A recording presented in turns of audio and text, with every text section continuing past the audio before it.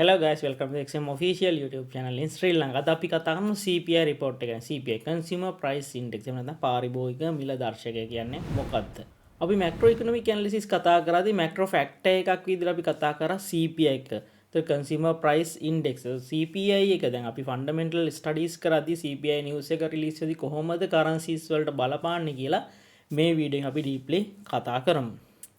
එතකොට උද්දමනය එහෙම නැත්නම් ඉන්ෆ්ලේෂන් එක කියලා කියන්නේ මොකද? ඉන්ෆ්ලේෂන් එක කියන ආර්ථිකයේ භාණ්ඩ හා සේවාවල මිල සීක්‍රෙන් ඉහළ යෑම. ඒතර උද්දමනය වැඩි වෙද්දී භාණ්ඩ හා සේවා මිලදී ගැනීම සඳහා වැඩි මුදලක් පාරිභෝගිකයන්ට අවශ්‍ය වෙනවා. ඒකේ ප්‍රතිඵලයක් ලෙස රටක වර්ධන වේගය අඩු වෙනවා. ඒතර ජෙනරලි ගත්තයින් පස්සේ එතකොට මෙන්න මේ උද්දමනය මනින ඉන්ඩිකේටර් එකක් තමයි CPI කියන්නේ. ඒතර අපි උද්දමනය ගැන ඩිසිෂන් එකක් ගන්න. උද්දමනය මොන වගේද? රටක උද්දමනය මොන වගේද කියලා බලන ඉන්ඩිකේටර් එකක් තමයි CPI. ඒ වගේම PPI එකත් අපිට කියන්න producer price index සහ consumer price index.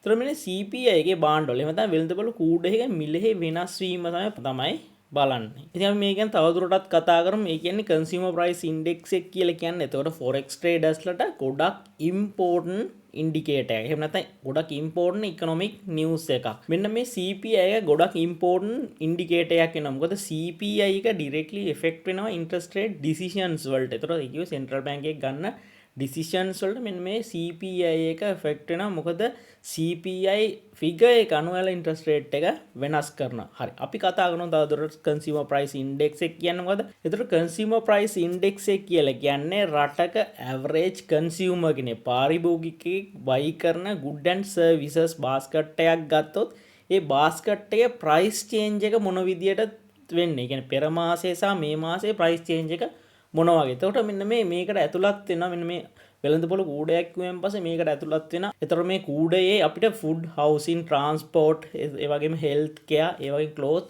ওই වගේ දේවල් අපිට day to day consume වෙන දේවල් ඇතුළත් වෙනවා. simply කිව්වොත් අපිට CPI consumer price index එක ඉහළ ගියොත් මොකද වෙන්නේ? ඔයාලා හිතන විදියට. හරි. CPI එක ඉහළ යනවා කියන්නේ පාරිභෝගිකයන්ගේ purchasing power එක ගැන මෙතන කතා කරන්නේ consumer purchasing power එකක් ගැන කතා කරන්නේ. ඒතර CPI එක ඉහළ ගියොත් inflation එක වැඩි වෙනවා. එතකොට මොකක්ද වෙන්නේ? එතකොට central bank එක decide කරන මේක control කරන inflation එක control කරන එක තමයි central bank එකේ වගකීම. එතකොට central bank එකේ interest rate එක වැඩි කරනවා. සරලවම ගත්තොත් interest rate එක ඉහළ යනවා කියන්නේ inflation එක වැඩි. ඒතර මිනිස්සුන්ට තියෙන purchasing power එක drop වෙනවා. ඉතින් මේ හේතුව හින්දා central bank එක decide කරන interest rate එක ඉහළ දාන්න. හරි. අපි කතා කරන CPI එක අඩු වුණොත් මොකද වෙන්නේ? consumer price index එක අඩු වුණොත් inflation එක අපි කියන cooling වෙනවා කියලා. එතකොට economy එක slow down වෙනවා. එතකොට interest rate cut එකක් හරි hold කරන්න හරි chance එක තියෙනවා central bank එකේ විදිහට. එතකොට මේ central bank USA නම් Fed එක. එතකොට ECB, BOE ඔන්න ඔය වගේ රටවල central bank එයාලගේ main focus main job එක තමයි inflation එක control කරන. එතකොට inflation එක control කරන inflation එක මනින විවිධ ඉන්ඩිකේටර්ස් තියෙනවා. මම කියව CPI එක PPI එක ওই වගේ විවිධ ඉන්ඩිකේටර්ස් තියෙනවා. එයාලගේ ටාගට් එයාලා ફોකස් කරනවා mainly usually 2% එයාලා මෙන්න මේ CPI value එක තියන්නේ.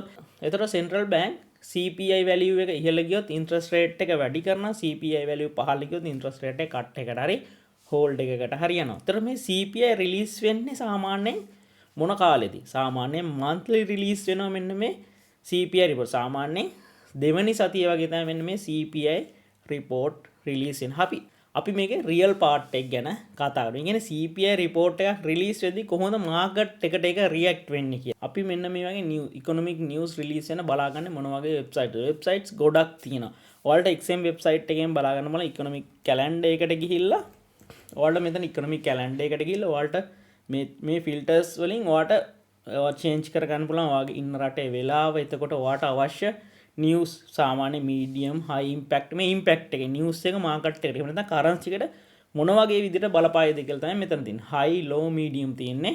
එතකොට ඔයාලට අවශ්‍ය news medium low අවශ්‍ය නැත්නම් ඔයා low tick එක නොදායින්. ඒ වගේම economic events ඒ වගේම ඔයාලට අදාළ currencies ඒ කියන්නේ USD AUD ওই විදිහට අදාළ currencies ටික select කරලා. ඒතර ඒ currencies ටික එනවා. ඒ වගේම මෙතන අපිට බලා ගන්න පුළුවන් actual එක forecast එක previous report එකේ figure එක මෙතන අපිට පෙන්නනවා. forecast එක යාලා මොකද්ද forecast කරන value එක.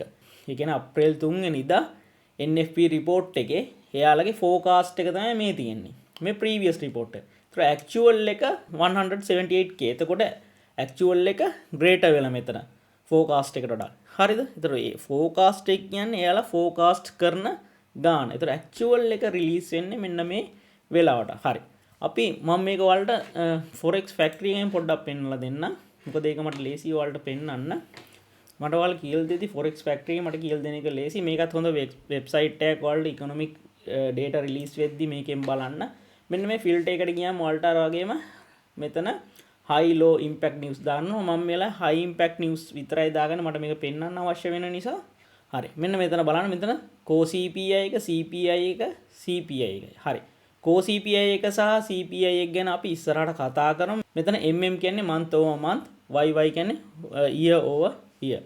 හරි. මෙන්න මේ news ටික තමයි release වෙන්නේ. එතකොට මෙතන තියෙන්නේ මේ previous report එක, මේ forecast කරන එක, actual එක මේ 330 වලට තමයි actual report එක release වෙන්නේ. එතකොට මේක forecast එකත් එක්ක ඒ වගේම previous report එකත් එක්ක සංසන්දනය කරලා තමයි අපි currency එක appreciate වෙනවද depreciate වෙනවද කියලා තීරණය කරන්නේ. උදාහරණයක් ගමු. එතකොට forecast එක 3%, actual report එක 4% එනවා. එතකොට මෙතනදී මොකද වෙන්නේ? එතකොට inflation එක අපි expect කරනවට වඩා high එකයි. එතකොට Fed ලා එහෙම නැත්නම් central banks ලා interest rate hike එකකට යන්න බලනවා. නැත්නම් interest rate එක වැඩි කරනවා. එතකොට interest rate එක වැඩි කරොත් මොකද වෙන්නේ? ඩොලර් පම්ප් වෙනවා. හරිද? එතකොට euro USD වලට මොකද වෙන්නේ? euro USD මොකද වෙන්නේ? euro USD sell වෙනයි. USD එක appreciate වෙනවා. එතකොට gold වල මොකද වෙන්නේ? gold වලගේ drop වෙනවා. ඒ කියන්නේ gold වලට මේක negative විදියට බලපානවා. අපි තව උදාහරණයක් අරන් මේක කතා කරමු. actual එක එතකොට actual report එක forecast එකට වඩා වැඩි වුණොතින් Fed rate එක hike එකකට යන්න ලොකු chance එකක් තියෙනවා. inflation එක control කරන්න US Federal Reserve එකට interest rate එහෙම නැත්නම් පොලි අනුපාතය වැඩි කරන්න සිද්ධ වෙනවා. එතකොට මෙතනදී අපි කියන ඩොලර් එක පම්ප් වෙනවා. ඒතර US dollars වල interest rate එක වැඩි කරනකොට අර ලෝකේ වටේම ඉන්න investors ලා තමන්ගේ සල්ලි USD වලට convert කරන් USD වලට invest කරන්න යනවා. ඇයි? USD වලට යාලා වැඩි පොලියක් දෙන නිසා. ඇයි? currency එක appreciate වෙන නිසා. එතකොට මෙන්න මේ හේතු හින්දා ඩොලර් එක strong වෙනවා. ඒ වගේම euro USD drop වෙනවා. ඇයි euro USD drop වෙන්නේ? ඩොලර් එක strong වෙනවා කියන්නේ ඒකට සම්බන්ධ අනිත් pairs පල්ලෙහාට යනවා. උදාහරණයක් විදිහට euro USD. ඒතර pair එක පල්ලෙහාට යනවා. euro USD කියන්නේ euro එකක් ගන්න USD අපි කොච්චර වියදම් කරන්න ඕනද කියලා. ඒතර USD appreciate වෙනවා කියන්නේ අපිට වියදම් කරන්න ඕන ගාණ අඩු වෙනවා. ඒතර euro USD drop වෙනවා. ඒතර gold එක drop වෙන්නේ ඇයි? හරි. සාමාන්‍යයෙන් gold කියලා කියන්නේ පොලියක් හම්බෙන asset එකක් නෙමෙයි. අපි මේකට කියනවා non yielding asset කියලා. ඇයි gold වල price එක ඒතර drop වෙන්නේ? එතකොට අර gold වල interest rate එකක් එන්නේ නැහැ කිව්වාගෙම එතකොට investors ලා gold sell කරලා අර interest rate එක වැඩි වෙන currency එකට invest කරන්න යනවා. එතකොට gold වලට ඒක negative විදියට බලපාන. ඒතර මේක එකම reason එක නෙමෙයි gold drop වෙන්න තව reasons තියෙනවා. මේකත් එක reason එකක්. හරි. අපි second example එකට යමු. second example එක දාන්න cooler than expected. ඒ කියන්නේ forecast එක උදාහරණයක් විදිහට forecast එක 3යි. එයාලා බලාපොරොත්තු වෙන forecast එක 3යි report එක. හැබැයි actual එක එනවා 2%. එහෙම නැත්නම් 2.3%. හරි. එතකොට මොකද වෙන්නේ? අපි මේලාට කියන inflation එක cool down වෙනවා කියලා. එතකොට මේ වගේ වෙලාවට Fed එක බලන rate cut එකකට යන්නේ. එහෙම නැත්නම් hold කරන්න බලනවා. මේ වෙලාවට ඩොලර් එක sell off වෙනවා. ඒතර euro USD මොකද වෙන්නේ? ඩොලර් එක sell off වෙනවා කියන්නේ. currency එක depreciate වෙනවා, euro USD ඉහළ යනවා. හරි. ඒතර මේ වෙලාවේදී gold එක pump වෙනවා. risk asset වලට invest කරන කට්ටිය ඒකත් ඉහළ යනවා. හරි. ඒතර උද්දමනය අඩු වෙනවා, පොලි අනුපාතය අඩු වීමට බලාපොරොත්තු වෙනවා. ඒතර ඩොලර් එකගේ පහළ යනවා. එතකොට රත්රන් හා යූරෝ සම්බන්ධ පෙයාස් වල අගය ඉහළ යනවා. හරි. මේක තවදුරටත් ඔයාලට අපහැදිලි නම් තවදුරටත් අපිට එක්ස්ප්ලেইন කරන්න පුළුවන්. ඩොලර් sell off එකක් කියන්නේ ඩොලර් යගේ පහළට යන. ඒ කියන්නේ depreciate වෙනවා. ඒ කියන්නේ rate cut එකකට යනවා කියලා කියන්නේ interest rate එක cut කරනවා. interest rate එක අඩු කරනවා. ඒතකොට මිනිස්සු USD වලට invest කරන්නේ නැහැ. වැඩි interest rate එකක් දෙන asset එකකට යන්න බලනවා. දැන් උදාහරණයක් විදියට මෙහෙම හිතන්නකෝ අපි ලංකාවේ FD වල interest rate එක 120 දක්වා ගේනවා. එතකොට ඔයාලා මොකද කරන්නේ? ළඟ තියෙන වාහනේ හරි විකුණලා FD එකක් දාන්න බලනවා. අවුරුදු කීපයකට කලින් වුණා. ඒ කියන්නේ FD වල ඉන්ට්‍රස්ට් රේට් එක වැඩි කරා. ඒතර ඒකට ඒ වගේම මිනිස්සු ණය අරන් ගෙවල් දොරවල් එතකොට අලුත් ව්‍යාපාර පටන් ගන්න නැහැ. ඉන්ට්‍රස්ට් රේට් එක වැඩි. පැහැදිලිද? එතකොට ඉන්ට්‍රස්ට් රේට් එක වැඩි කරා මිනිස්සු සේව් කරන්න බලනවා. හරිද? ඉන්ට්‍රස්ට් රේට් එක අඩු කරාම සේව් කරලා වැඩක් නැහැ. ඒ ටික අරගෙන ඉන්වෙස්ට් කරන්න බලනවා. ඒතර මෙතනත් වෙන්නේ ඒ වගේම දෙයක් තමයි. ඉන්ට්‍රස්ට් රේට් එක කට් එකකට ගියයින් පස්සේ ඩොලර් එක ඩිඇප්‍රීෂিয়েට් වෙන්න ඉඩ තියෙනවා. එතකොට මෙන්න පොලි අනුපාතය අඩු වෙද්දී ඩොලර් එකට ලැබෙන ඉල්ලුම අඩු වෙනයි ඉන්වෙස්ටර්ස්ලා හයි ඉන්ට්‍රස්ට් රේට් ඇසෙට් වලට යන්න බලනවා.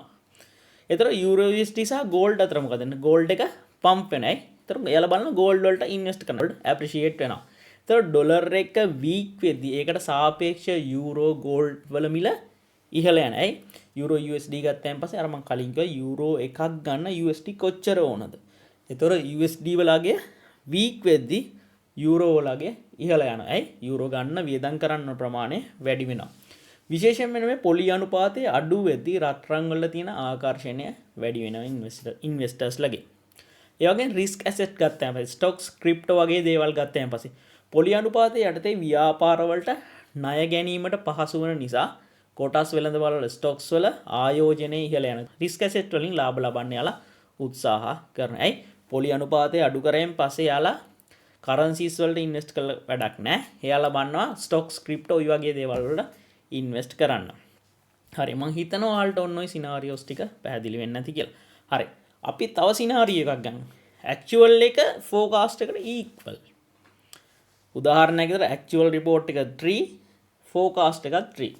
එතකොට මේ දෙක සමාන. අපි මේලාට කියන no surprise market already priced in වෙලා තියෙනවා. මෙන්න මේ move එක අපි මිනිමල් වෙනවා. එතකොට මෙන්න මේ රියැක්ෂන් එකේ උනට අපි බලන්න ඕන ගොඩක් වෙලාවට මේක priced in වෙලා තියෙන නිසා ඉන්වෙස්ටර්ස්ලා එහෙම නැත්නම් ඉන්ස්ටිටියුෂනල්ලා මේ වෙලාවේදී profit targets වල යනවා. මේ වෙලාවට market එක drop වෙන්නේ. එහෙම නැත්නම් correction එකකට යන්න පුළුවන්. එතකොට මේ වෙලාවේදී low volatility. එතන ලොකු candle එකක් වැටෙන්නේ නැතුව market එක sideways movement වලට යන්න ඉඩ තියෙනවා. මෙන්න මේ actual එක සහ forecast එක equal වුණාන් පස්සේ.